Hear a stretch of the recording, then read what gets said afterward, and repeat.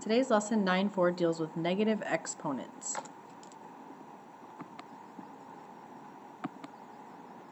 So we're still in our 8th grade standard applying the properties of exponents that will generate equivalent expressions. Remember that as you move on to algebra, this standard kind of gets skipped a little bit, so we want to make sure that we're focusing on it, giving it some attention this year. So negative exponents themselves are the result of repeated division. And if we take a look at the table that I do want you to have in your notes, we know that if we start here at this 10 to the first, which is just 10, we move up to 10 squared. That means 10 times 10. And 10 to the third is 10 times 10 times 10. But if you move the other way down the table, from the top to the bottom, you'll recognize that to get from 1,000 to 100, we can divide by 10. And to get from 100 to 10, divide by 10. 10 to 1, divide by 10. Remember, anything to the 0 power is 1. I do believe we discussed that in a previous lesson, but it does come up again today. And if you continue that pattern, 1 divided by 10 is 1/10. 1/10 divided by 10 is 1/100th.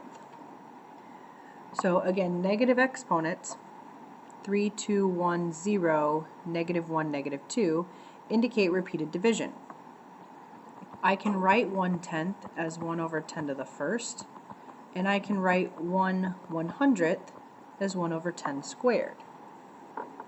So you can see how the negative exponent is corrected because it's dividing 1 by 10 once. This is dividing 1 by 10 twice. And that happens in the denominator. So there's really two methods to dealing with negative exponents. The first one is the quotient of powers rule that we learned in our previous lesson that said if you have your dividing like bases, you subtract exponents. So we do 3 minus 5, that's negative 2. So we get x to the negative second power. Well, remember, that's like taking 1 and dividing it by x twice. So if we take 1 and we divide it by x twice, that's 1 over x squared. The definition of power is another method that is okay to use as long as our exponents aren't too large. Once you get into big exponents, you're not going to want to mess with this method. It's just too time consuming. But x to the third is x times x times x. X to the fifth is x times x times x times x times x. Now if we look at the x's on top and the x's on bottom, we can cancel an x on top with an x on the bottom. X on top, x on bottom, x on top, x on bottom. As long as you have an x in the numerator and in the denominator, they will cancel. Once you run out in the numerator, you have to stop. So what we're left with on top is a 1, just like if we reduced a fraction. And on bottom, we have x squared. So you can see both methods give you the same answer. The method at top is a little bit easier because it's simple subtraction and then correcting the negative exponent. So essentially, how do you correct a negative exponent? If you have a number base that's not 0 and it's raised to a whole number, and in this example we have a to the negative n, you correct the negative exponent by moving this term into the denominator and writing a 1 on top.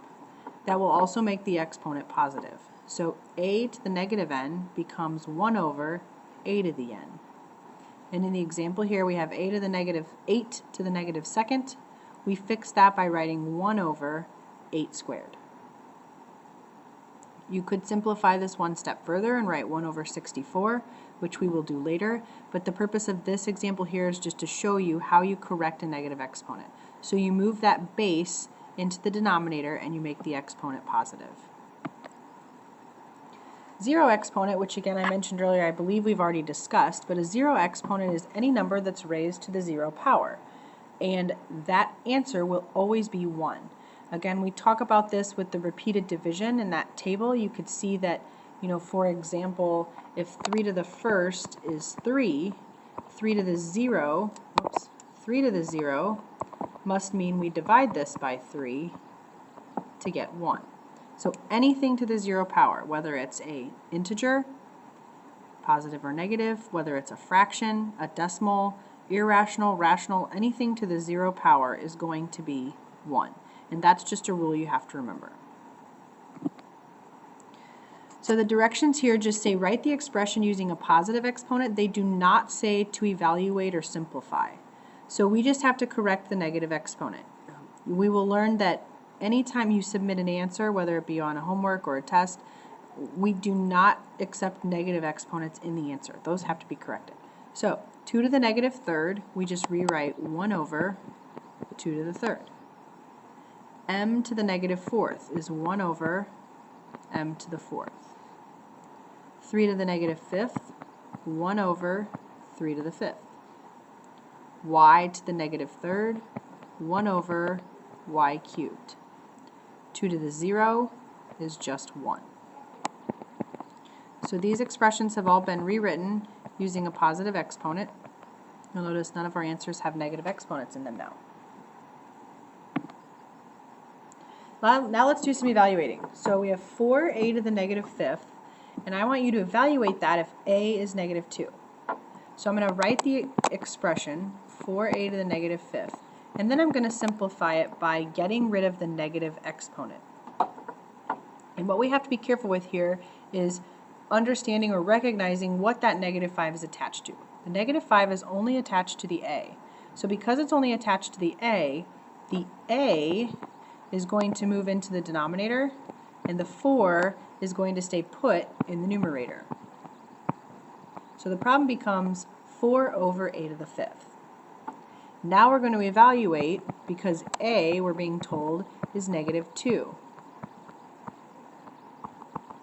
So now we have 4 over negative 2 to the fifth power. So we're going to simplify negative 2 to the fifth power, that's negative 2 times negative 2 times negative 2 times negative 2 times negative 2. And if I've done that correctly, it's negative 32. And it's under 4. So 4 over negative 32. We want to reduce the top and the bottom by 4. So that's negative 1/8. Remember, when a fraction is negative, you can write it in the denominator, you can write it up in the numerator, or you can put it out in front. I typically will put it out in front, or it'll look more like it's on top, but negative 1/8 when you reduce. Number 7 is m to the second power. So a lot of times students find it helpful at first if they kind of write this like a fraction, and then they can use arrows, what goes into the denominator. So this becomes 1 over m squared. Remember, you move the base to the denominator and you make the exponent positive. So now we have 1 over 4 squared, or 1 over 16.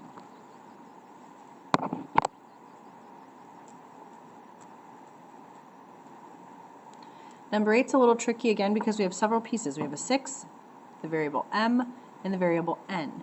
And hopefully you notice here that the n is the only piece that has the negative exponent.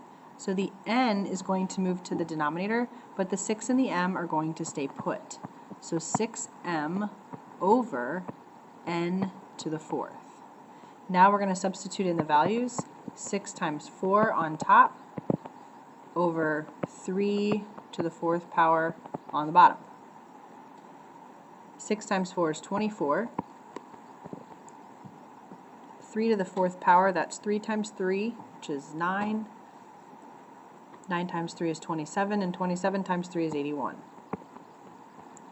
These numbers are both divisible by 3, so that's 8 over 27.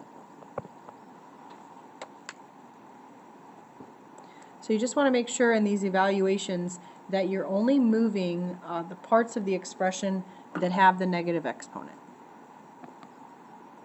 In class, we will work on worksheet 9.4.